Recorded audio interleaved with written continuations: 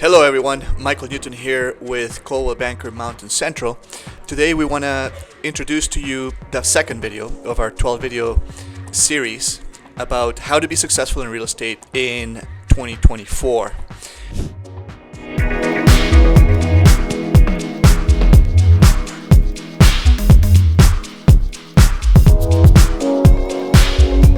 And so this video I want to dedicate to those people that are first-time home buyers, or anybody that has gone through, periods in life where they've owned real estate, then something happened and they went to renting, and now they are going to purchase again.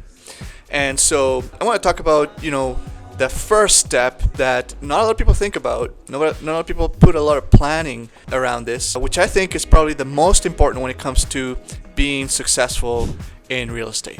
So before I get into it, please remember to share, subscribe, and like this video.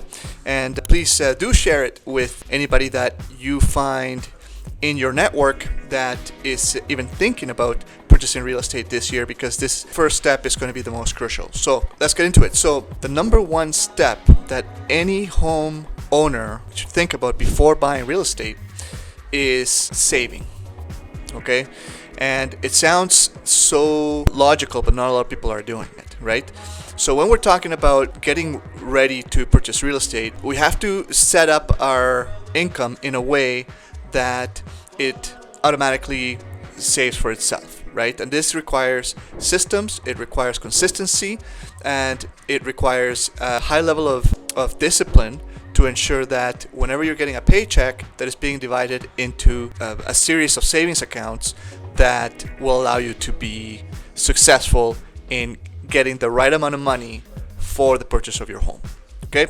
So why do we do this? Number one, you don't want to be in a position where you purchase real estate and then you're struggling to make payments. In other words, you become house poor once you own that piece of property, right? It can be very stressful, and it can be, it can create financial problems if you're not set up for success from the beginning, right? So what do most people do? Most people say, okay, I've got the down payment, and in Canada you can purchase a house with 5%.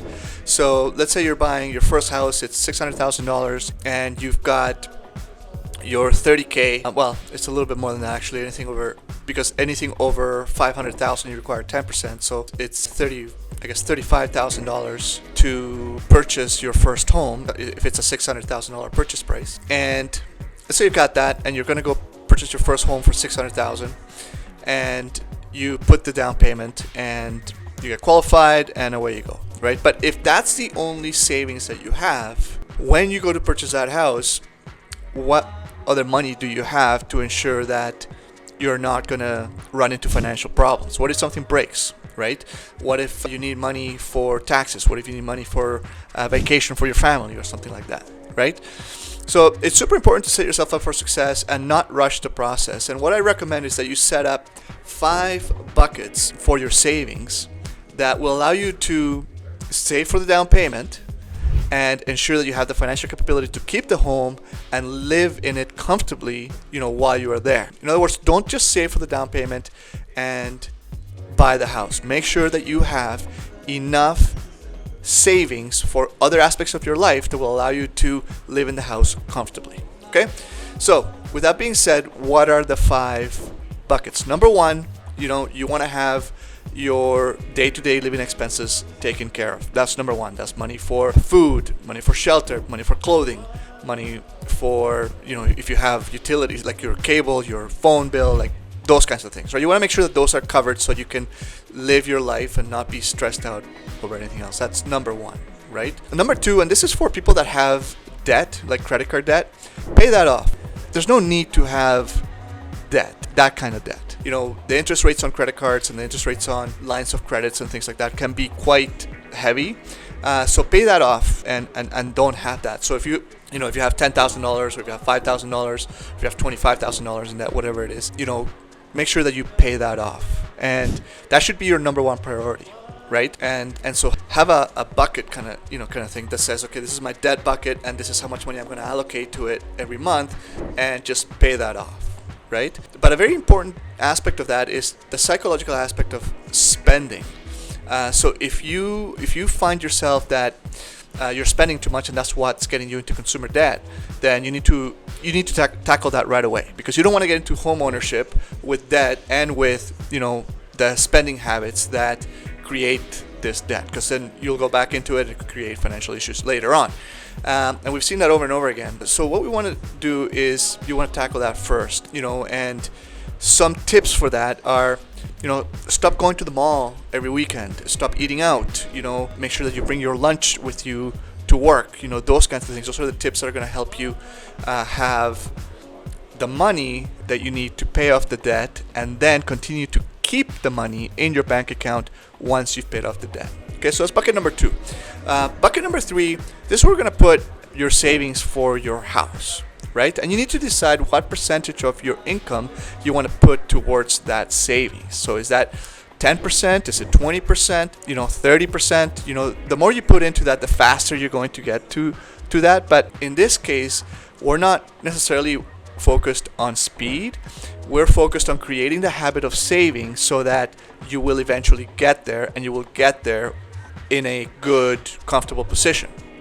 So that's going to be bucket number 3. So now you have to take a look at your income. Let's say you are making $5,000 or $10,000 a month, and you're going to take a percentage of that, which is going to be based on your day-to-day living expenses, right? So if your day-to-day living expenses are taking up 50% of your income, and then you have taxes on top of that, well then you might choose to be a little bit on the lower end of savings. You might take 10%, but let's say that your day-to-day living expenses are quite a bit lower in terms of the ratio, then you could put 30% savings towards that bucket, right? So that's bucket number 3. That's going to be your home saving account, right? Then we want to take a look at the emergency fund, okay?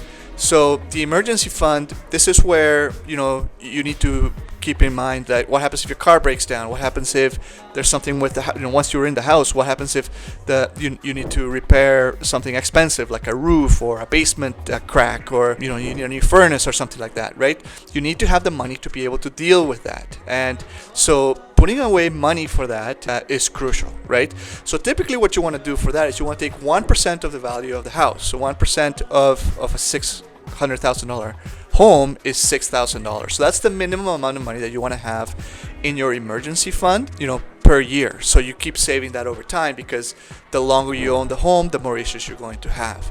So make sure that you're saving around 1% of the value of the house, and that's not necessarily a percentage of how much money you make. It's based on the total value of the house. So a $500,000 house, that might be $5,000, and then of course $1 million house, that would be $10,000 per year that you want to continue to save in the event of an emergency.